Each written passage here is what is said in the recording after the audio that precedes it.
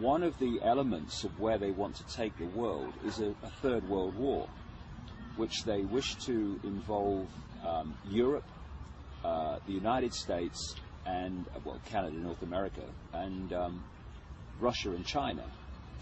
I was told by insiders in the 1990s in America that the plan was to lead to a conflict involving China.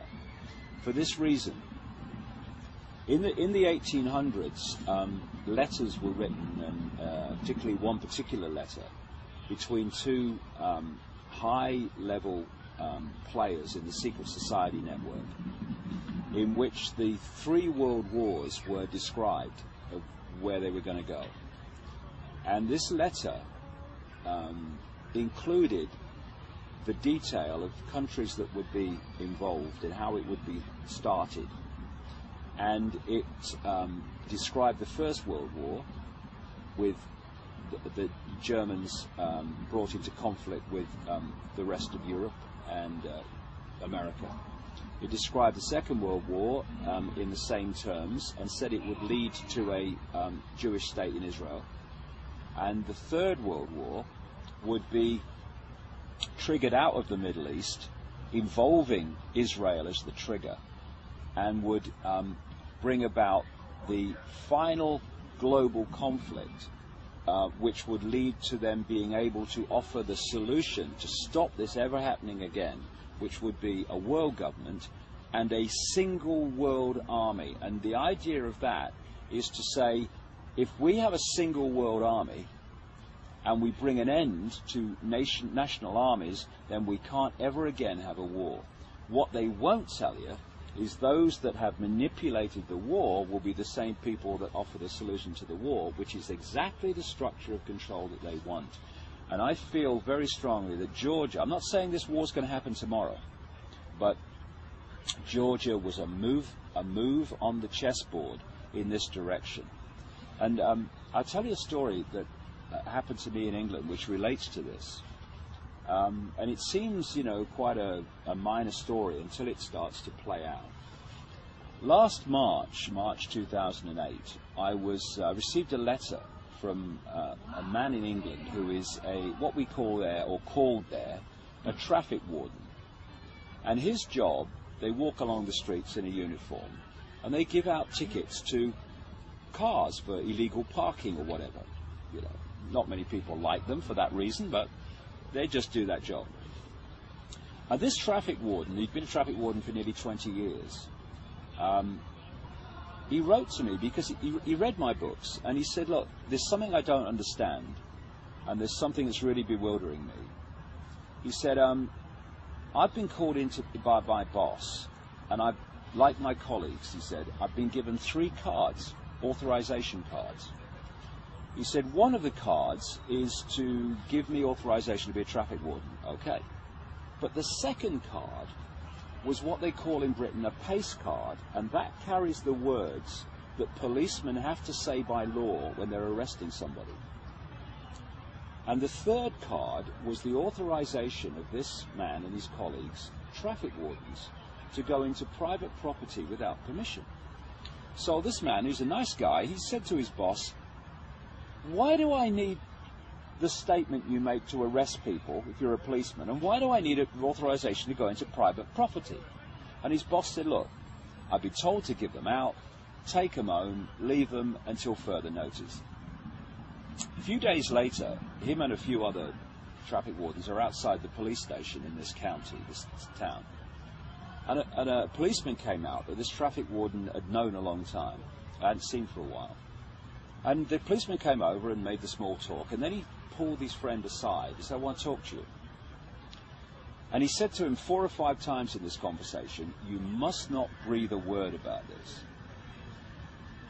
He said, I've got the job, he said, in this county, and there's someone like me in every other county of the United Kingdom, policeman, whose job it is to organize in preparation for a coming war. He said, we're preparing for this war well in advance. And he said, what's expected by the government is that when this war starts, there will be massive civil unrest on the streets of Britain and protest.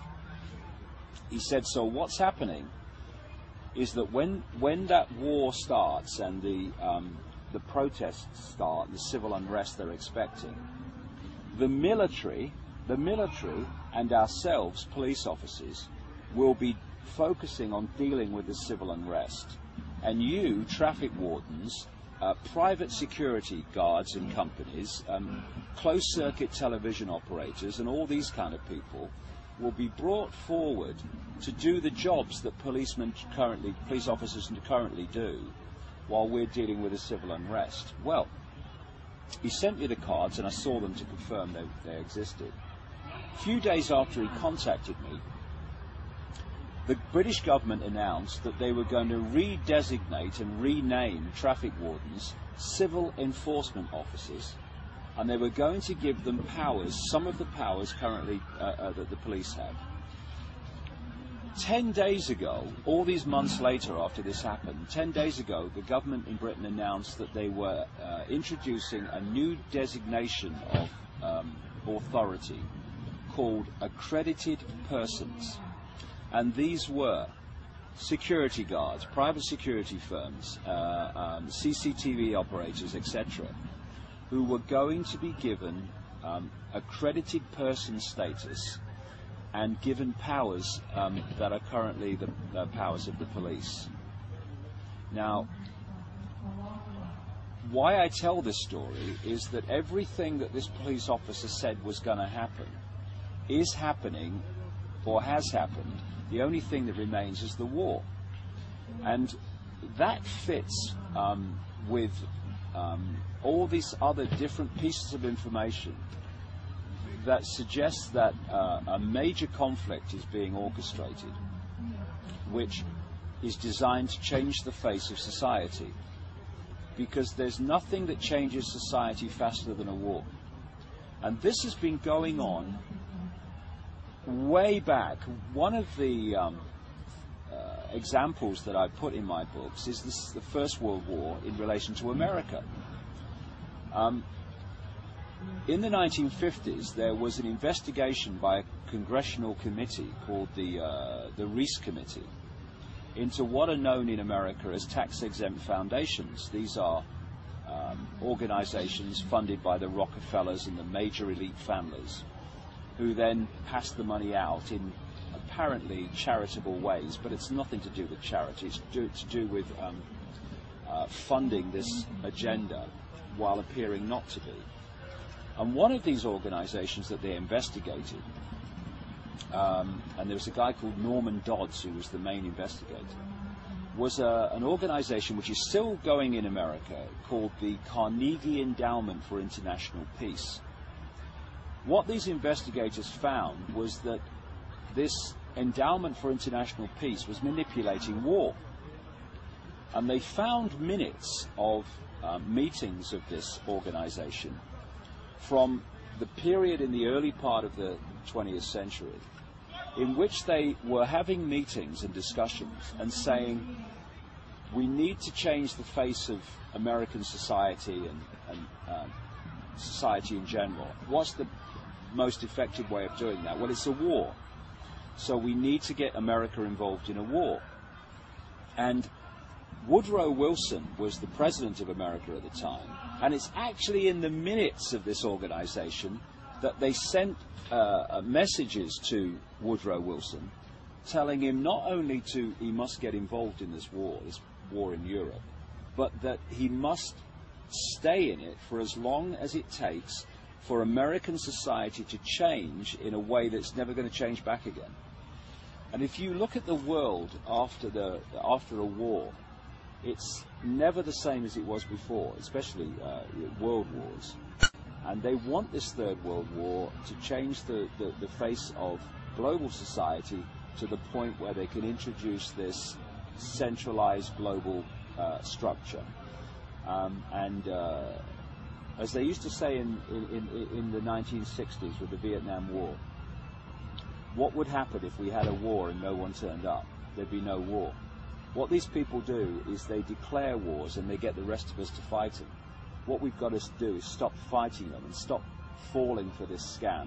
Because if we go into this Third World War, then, you know, goodbye freedom.